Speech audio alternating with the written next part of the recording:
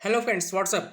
Indian geography के इस series में एक बहुत ही महत्वपूर्ण टॉपिक प्राकृतिक वनस्पति का अध्ययन हम लोग इस वीडियो में करेंगे। तो आइए शुरू करते हैं। सबसे पहले देखते हैं कि प्राकृतिक वनस्पति कहते किसको हैं। जो मानव की प्रत्यक्ष अथवा परोक्ष सहायता के बिना उगते हैं और अपनी आकार यानी कि प्राकृतिक वनस्पति अपने आकार, संरचना तथा अपनी आवश्यकता को प्राकृतिक पर्यावरण के अनुसार ढाल लेते हैं, उसी को हम प्राकृतिक वनस्पति कहते हैं। अब हम जानते हैं जिस तरीके से कि प्राकृतिक वनस्पतियां कई प्रकार की पाई जाती हैं, तो उसके पीछे कौन कौन से कारक होते हैं जिसकी वजह से प्राकृतिक वनस्पतियों के विभिन्न प्रकार हमें देखने को मिलते हैं। तो उसमें हम देखते हैं सबसे पहले कि वर्षा, तापमान, आर्द्रता, मिट्टी, समुद्र तल से ऊंचाई तथा भूगर्भिक संरचना, ये इसके पीछे कारक होते हैं जिसकी वजह से हमें विभिन्न प्रकार की भारत में वनस्पतियां दिखाई पड़ती हैं। तो हम देख लेते हैं अभी कितने प्रकार के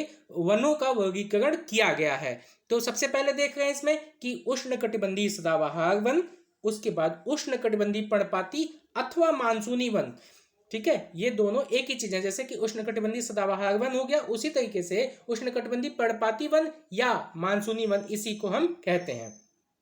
तीसरा हम देखते हैं उष्णकटिबंधीय शुष्क वन, चौथा है मरुस्थलीय वन, डेल्टाई वन और छठवा है पर्वतीय वन। तो ये मुख्य वनों के वर्गीकरण का हम लोगों ने उदाहरण देख लिया। तो 6 प्रकार के वन पाए जाते हैं मुख्यतया। अब हम एक एक करके सभी वनों का यहाँ पे जिक्र करेंगे। सबसे पहले देखते हैं हम लोग कि उष्णकटिबंधीय सदाबहार वन, उसके बाद उसके क्षेत्रों का विवरण हम लोग देख लेंगे। उष्णकटिबंधीय सदाबहार वन या ट्रॉपिकल एवरग्रीन फॉरेस्ट, ये वन भारत के अत्यधिक आर्द्र तथा उष्ण भागों में हमें देखने को मिलते हैं। इन क्षेत्रों में औसत वार्षिक वर्षा की बात करें तो 250 सेंटीमीटर से अधिक तथा सापेक्ष आर्द्रता 70% से अधिक होती है। इन क्षेत्रों में औसत जो तापमान होता है वो कितना 25 डिग्री सेल्सियस के आसपास रहता है।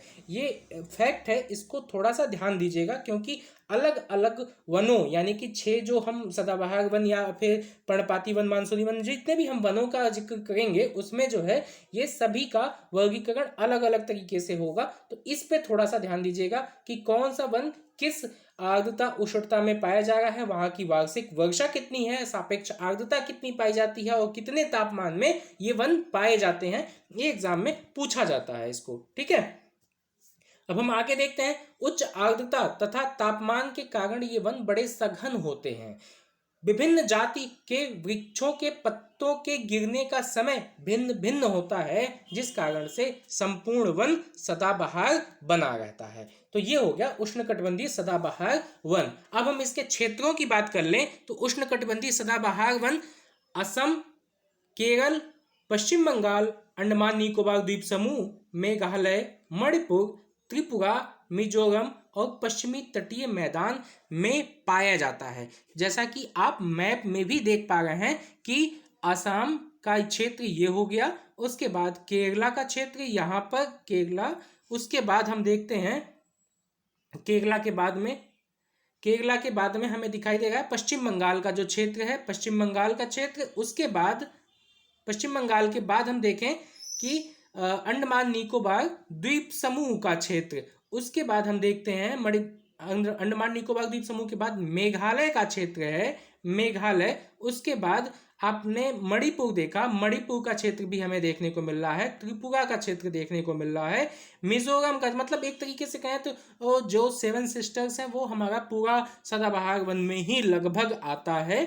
उसके बाद पश्चिमी तटीय क्षेत्र आप यहाँ पर देख पा रहे हैं। उसके बाद ये सभी चीजें उष्णकटिबंधीय सदाबहार वन क्षेत्र के एक प्रमुख उदाहरण हैं। इस वन का जो मुख्य वृक्ष है वो है सिनकोना।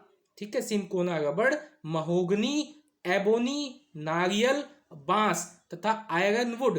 तो ये इसके मुख्य वृक्षों की हम लोगों ने यहाँ पे चर्चा कर ली। तो इस तरीके से उष्णकटिबंधीय सदाबहार वन हमारा कंप्लीट हो गया। अब हम देखते हैं उष्णकटिबंधीय पर्णपाती वन अथवा मानसूनी वन, ट्रॉपिकल डेसिडुअस और मानसून फॉरेस्ट। इसे मानसूनी वन भी कहते हैं, जैसा कि हमने यहाँ पे पहले ही चर्चा कर ली है। ठीक है, ये 100 से 150 सेंटीमीटर वर्षा आपने सबसे पहले देखा उष्णकटिबंधीय सदाबहार वन में कितने सेंटीमीटर वर्षा में उसको पाया जाता है। हमारा ये मानसूनी वन जो है ये 100 से 150 सेंटीमीटर वर्षा वाले क्षेत्रों में पाया जाता है। ठीक है, इनके पाए जाने वाले जो मुख्य क्षेत्र हैं इसको अभी हम मैप में भी अगली स्लाइड में देखेंगे, लेकिन यहाँ पे चर्चा कर लेते हैं कि मुख्य जो क्षेत्र है वो पश्चिमी घाट के पूर्वी ढाल, ध्यान दीजिएगा वहां था पश्चिमी घाट। ठीक है, यहाँ पर है कि मानसूनी वन मुख्य क्षेत्र पश्चिमी घाट के पूर्वी ढाल पर मानसूनी वन पाया जाता है। प्रायद्वीपीय भारत का उत्तर पूर्वी भाग भाबर एवं तराई क्षेत्र। तो ये हो गया इसका क्षेत्र का वर्गीकरण। इस प्रकार के वनों में जो मुख्य पेड़ पाए जाते हैं, जो पौधे पाए जाते हैं वो है साल, सागौन, उसके बाद टीक हमको पाए जा इसमें देखने को मिलता है, चंदन, आम। ये हो गए पूरे वृक्षों की बात। कौन कौन से वन? साल, शीशम, चंदन, आम तथा सागौन। ठीक है, जिसको हम टीक हम कह रहे थे, तो उसको टीक या सागौन एक ही चीज होती है। संपूर्ण देश में 8.9 मिलियन हेक्टेयर क्षेत्र में ये मानसूनी वन फैला हुआ है।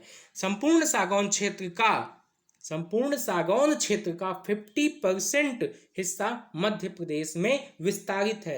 ये एक फैक्ट है, इसको ध्यान में रखिएगा, एग्जाम में भी पूछा गया है कई बार ये। ठीक है, तो ये हो गया हमारा मानसूनी वन। अब उसके हम जैसे मैप के हिसाब से देख लेते हैं कि किन किन क्षेत्रों में पाया जा रहा है।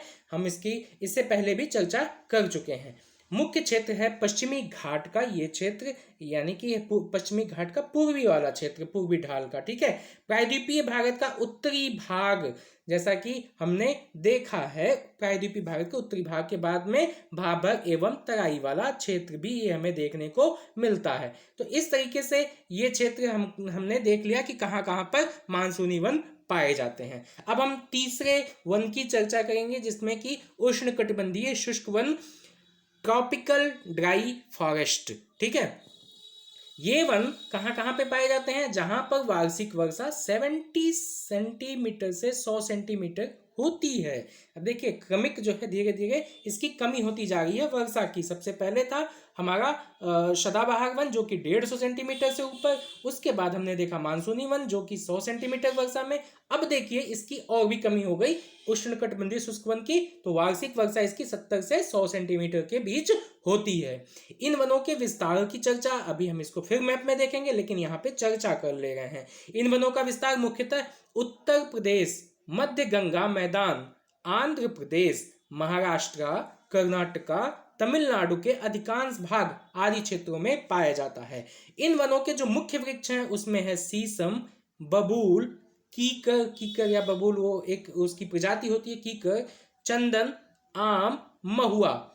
इन वनों की लकड़ी आर्थिक रूप से मूल्यवान होती है।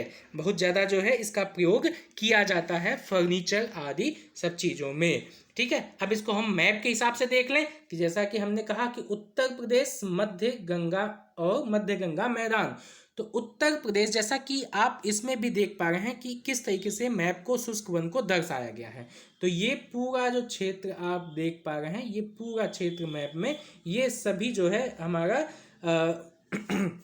शुष्क वन के तौर पर इसको दर्शाया गया है। तो उत्तर प्रदेश का मध्य गंगा मैदान का क्षेत्र, उसके बाद मध्य गंगा मैदान का क्षेत्र है, उसके बाद हम महाराष्ट्र में कुछ क्षेत्र देखने को मिलता है, तमिलनाडु में कुछ क्षेत्र देखने को मिल रहा है, और फिर ये सभी क्षेत्र हमारे शुष्क वन में दर्शाए गए हैं। ठीक है, अब हम देखते हैं अगला वन, यानी कि मरुस्थलीय वन, एरिड फॉरेस्ट, जिसमें हम देख रहे हैं कि मरुस्थलीय वन उन क्षेत्रों में पाए जाते हैं जहां पर 50 सेंटीमीटर से कम वर्षा होती है। आपने ध्यान दिया होगा क्रमिक जो हम वर्षा की चर्चा करते चले जा रहे हैं उसमें सबसे पहले था सदाबहार का, मानसूनी का, फिर शुष्क का, फिर मरुस्थलीय वन का। मरुस्थलीय वन में और भी कम हो गया, जो कि 50 सेंटीमीटर से भी कम वर्षा यहाँ पे हमें देखने को मिल रही है। इनका विस्तार किन किन क्षेत्रों में है? राजस्थान, दक्षिणी पश्चिमी पंजाब, दक्षिणी पश्चिमी हरियाणा में है। ठीक है, तो ये मरुस्थलीय वन के हमारे क्षेत्र हैं। इन क्षेत्रों में छोटे आकार के कटीले वृक्ष एवं झाड़ियां होती हैं। जैसा कि आप नाम से ही जान रहे हैं कि मरुस्थलीय वन है, वहां पे पानी कम होगा, जिसकी वजह से उनकी जड़ें, पौधों की जड़ें जमीन में अंदर काफ़ी गहरी चली जाती हैं पानी की खोज में, और जहाँ पानी मिलता है फिर उससे जो है विकास उतना नहीं हो पाता है, इसीलिए वहाँ पे कटीले वृक्ष हमें देखने को मिलते हैं, झाड़ियाँ देखने को मिलती हैं, बबूल, खेजरी, नागफनी, कहीं कहीं मरुधानों में खजूर के पेड़ हमें देखने को मिलते हैं। इन्हें उष्णकटिबंधीय कांटेदार वृक्ष भी कहा जाता है। जैसा कि अब हम इसमें देख लेते हैं, राजस्थान, दक्षिणी पश्चिमी पंजाब और दक्षिणी पश्चिमी हरियाणा का क्षेत्र है। ये हमारा है मरुस्थलीय वन, जैसा कि आप इसमें देख पा रहे हैं। तो ये हमारा क्षेत्र हो गया, ये पूरा का पूरा हमारा सब उसमें ये हमारा शुष्क वन में आ जाता है। ठीक है, तो हमने 4 वन कंप्लीट कर लिए हैं। ये वीडियो थोड़ा सा लंबा हो जाएगा, लेकिन एक ही वीडियो में हम प्राकृतिक वनस्पति अच्छी तरीके से पूरा क्लियर कर लेंगे, इसी में खत्म भी कर देंगे। अब हम देखते हैं, अगला है 5वां वन, जो है कि डेल्टाई वन या डेल्टा फॉरेस्ट के नाम से इसको जानते हैं।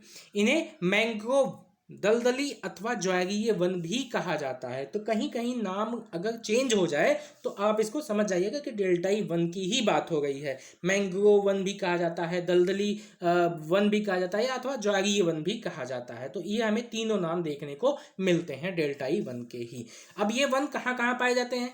ये वन गंगा, ब्रह्मपुत्र, गोदावरी, कृष्णा आदि नदियों के डेल्टाओं में उगते हैं। जहाँ पे नदियों का निकास होता है इन नदियों का, उनके डेल्टा पर ही ये उगते हैं। ठीक है, जैसा कि नाम से ही पता चल रहा है डेल्टाई वन।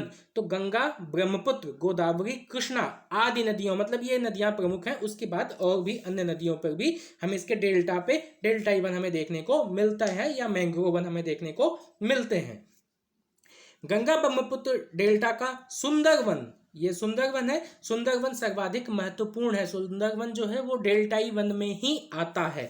इसमें सुंदरी नामक वृक्ष की बहुलता होती है, जिसके कारण इसे सुंदरवन कहते हैं। ये वन बहुत सघन है, जैसा कि इस पे कई मूवी भी बन चुकी है, आप इसको देख सकते हैं। मैप में भी हम यहाँ पे चर्चा कर लेते हैं कि ये वन कहाँ कहाँ पे, ब्रह्मपुत्र की हमने बात की थी, ब्रह्मपुत्र, गोदावरी, कृष्णा आदि नदियों को, तो ये सब यहाँ पे देखिए, ये दिखा रहा, दर्शा रहा, यहाँ पे दर्शा रहा है। तो ये सब इस तरीके से हमारे डेल्टाई वन या जो ज्वारीय वन यहाँ पे देखिए लिखा हुआ है, तो ये ज्वारीय वन हमें देखने को मिलते हैं। तो ये हमने मैप में भी इसको देख लिया है। अब हम लोग लास्ट पर्वतीय वन की चर्चा कर लेते हैं। पर्वतीय वन कहाँ पे, जैसा कि नाम से ही पता चल रहा है, माउंटेन फॉरेस्ट कहाँ पे पाए जाएंगे? माउंटेन पे ही पाए जाएंगे। तो हिमालय के गिरिपदों में पर्णपाती वन के प्रकार वन देखने को हमें मिलते हैं। तो हिमालय क्षेत्र 1000 से 2000 मीटर की ऊंचाई के बीच में जो नम शीतोष्ण प्रकार के ऊंचे एवं घने वन पाए जाते हैं। यहाँ पे सदाबहार ओक एवं चेस्टनट के वृक्ष हमें देखने को मिलते हैं। ठीक है, हिमालय की दक्षिणी ढाल, ठीक है, दक्षिणी ढाल का मतलब आपने समझ ही लिए होंगे, जिसमें कि हम लोग जब हिमालय का अध्ययन कर रहे थे, कि पर्वतों और उसकी चोटियों का अध्ययन कर रहे थे, तो उसमें हम लोगों ने सब देखा था, पूर्वी चोटी के बारे में, पश्चिमी और उत्तरी, दक्षिणी, इसका विस्तार हम लोग पूरा देखे थे। जिसमें हम यहाँ पे देख रहे हैं कि हिमालय की दक्षिणी ढालों पर 2000 मीटर से 3000 मीटर की ऊंचाई के बीच आर्द्र शीतोष्ण वनों का आवरण हमें देखने को मिलता है। इसमें घुमावदार शंकुल वृक्षों का विस्तार मिलता है। इनमें जो प्रमुख वृक्ष हैं वो कौन कौन से हैं? प्रमुख वृक्ष हैं वो हैं ओक, चीड़, सिल्वर, फर तथा स्यूस। ये इसके प्रमुख वृक्ष हो गए हमारे पर्वतीय वनों के। अब हम कुछ फैक्ट पे चर्चा कर लेते हैं, जिसमें कि अल्पाइन वन का नाम भी हमें देखने को मिलता है। तो अल्पाइन वन हिमालय के ऊंचाई वाले भागों में 2800 से 4000 मीटर ऊंचाई पर देखने को मिलते हैं, यानी कि ये पर्वतीय वन से भी ऊंचे क्षेत्रों में पाए जाते हैं। अरुणाचल प्रदेश में भी इन वनों का विस्तार हमें देखने को मिलता है। कौन सा? अल्पाइन वन का। ठीक है, तो ये हो गया एक फैक्ट। दूसरा, इसमें जो प्रमुख वृक्ष हैं वो हैं कौन कौन से? सिल्वर, फर, जूनिपर, चीड़, बर्च, रोडोडेंड्रॉन एवं देवदार। तो ये सब देवदार, ये जो है बहुत ही महत्वपूर्ण है टॉपिक। तो महत्वपूर्ण में हम ये देखते हैं, एग्जाम में आता है कि देवदार जो है वो किस वन का एक प्रकार है, किस वन में पाया जाता है? तो अल्पाइन वन में आता है वो। ठीक। ठीक है। देवदार के वृक्ष पश्चिमी हिमालय में 1500 से 2500 मीटर की ऊंचाई के मध्य में पाए जाते हैं। देवदार समुद्र तल से सर्वाधिक ऊंचाई पर पाया जाने वाला वृक्ष है। समुद्र तल से सर्वाधिक ऊंचाई पर पाया जाने वाला, ध्यान रखिएगा, इसको याद रखिएगा, 1500 से 2500 मीटर की ऊंचाई पर पाया जा रहा है देवदार। तो इस तरीके से हमने वनों के सभी प्रकार के साथ साथ सभी जो है जितने भी हम लोगों ने जितने भी क्षेत्र के हिसाब से उसको मैप के हिसाब से भी हमने देख लिया। अब कुछ और टॉपिक इसमें देख लेते हैं। प्रायद्वीपीय पहाड़ों पर मुख्यतः मैग्नोलिया, लॉरेल, यूकेलिप्टस आदि वृक्ष पाए जाते हैं प्रायद्वीपीय पहाड़ पर, ठीक है, ध्यान रखिएगा। कौन कौन से? मैग्नोलिया, लॉरेल और यूकेलिप्टस, जिसको हम लिप्टस या लिपस्टिक का पेड़ भी कहते हैं। तो वो जो है कहाँ पे? प्रायद्वीपीय पहाड़ों पर पाए जाते हैं। वनों का देश की अर्थव्यवस्था में विशिष्ट योगदान है, ये हम हमेशा देखते हैं, हमेशा वनों का रिपोर्ट आता है हर 2 साल में। उसके बाद उस रिपोर्ट में हम ये भी देखते हैं कि किस क्षेत्र में कौन से वन सर्वाधिक मात्रा में पाए जाते हैं, कहाँ कितनी ज़्यादा वनों की वृद्धि हुई और कहाँ पे कमी हुई, इन सब चीज़ों का हमें अध्ययन करना होता है। तो वन पे एक अलग से रिपोर्ट भी, उसका भी हम चर्चा आगे चल के करेंगे। वनों का देश की अर्थव्यवस्था में विशिष्ट योगदान है। आर्थिक दृष्टि से कौन कौन से हैं पेड़ देखें तो उसमें सागौन, साल, शीशम, रोजवुड, देवदार, चीड़, पाइन और स्यूस अत्यधिक महत्वपूर्ण वन पाए जाते हैं। ब्यूटिया मोनोस्पर्मा को जंगल की आग कहा जाता है, फ्लेम ऑफ द फॉरेस्ट। इसे ढाक अथवा पलाश के नाम से भी जाना जाता है। पलाश जो है, पलाश के फूल को उत्तर प्रदेश का राजकीय पुष्प घोषित किया गया है, इसको ध्यान रखिएगा, पूछा गया है एग्जाम में। तो ब्यूटिया मोनोस्पर्मा को जंगल की आग कहा जाता है, इसे ढाक अथवा पलाश के नाम से भी जानते हैं। तो जो पलाश का फूल जो उत्तर प्रदेश का राजकीय पुष्प है, उसी को ब्यूटिया मोनोस्पर्मा भी कहते हैं या जंगल की आग भी कहते हैं। अगला जो टॉपिक है, मतलब टॉपिक क्या है, मतलब एक फैक्ट है जिसमें हम देखते हैं कि सामाजिक वानिकी में प्रयुक्त बहुउद्देशीय वृक्ष का उदाहरण कौन सा? खेजरी है। खेजरी वृक्ष को मरुस्थल का राजा कहा जाता है, फैक्ट है ये भी, इसको ध्यान रखिएगा। खेजरी वृक्ष को मरुस्थल का राजा कहा जाता है। इसके बहुउद्देशीय उपयोग तथा अधिक तापमान सहन करने की क्षमता तथा कम पानी की आवश्यकता के कारण सामाजिक वानिकी कार्यक्रम में इसे वरीयता दी गई है, ठीक है, किसमें? सामाजिक वानिकी कार्यक्रम में इसको वरीयता दी गई है। अगला टॉपिक है, मतलब अगला फैक्ट है, उत्तराखंड के चीड़ वनों से प्राप्त होने वाली लीसा एक महत्वपूर्ण प्रकोष्ठ वन उपज है लीसा, ठीक है। लीसा से विरोजा अथवा तारपीन का तेल बनाया जाता है। तो ये एग्जाम में पूछा भी जा चुका है कि तारपीन का तेल बनाने के लिए कौन सा वन या कौन से वृक्ष जो है उसके लिए महत्वपूर्ण है, कौन सा? लीसा, ठीक है। विगोजा या तारपीन का तेल इसी से बनाया जाता है, जो कि उत्तराखंड में के चीड़ वनों से प्राप्त होते हैं, जिसका उपयोग हमें कागज उद्योग, साबुन, पेंट बनाने में उपयोग होता है। तो पेंट यही जो दीवारों पे किया जाता है, तो कागज इसी से बनते हैं, लीसा से, साबुन इसी से बनते हैं, पेंट सब इन्हीं सब चीजों से बनते हैं। उत्तराखंड में लीसा स्वरोजगार एवं ग्रामीण अर्थव्यवस्था का प्रमुख साधन है। तो ये एक हमारा फैक्ट, ये भी कंप्लीट हो गया। अब अगला देखते हैं, महोगनी मूलतः उत्तरी एवं दक्षिणी अमेरिका के उष्णकटिबंधीय क्षेत्र का वृक्ष है। तो इस तरीके से हमने महोगनी को भी देख लिया। ये हमारा टॉपिक कंप्लीट हो गया यहीं पे, प्राकृतिक वनस्पति।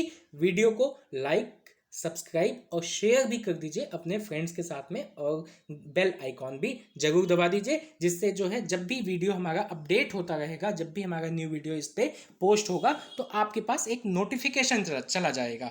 इसीलिए इसको सब्सक्राइब करने के साथ साथ बेल आइकॉन भी दबा दीजिए। Thank you.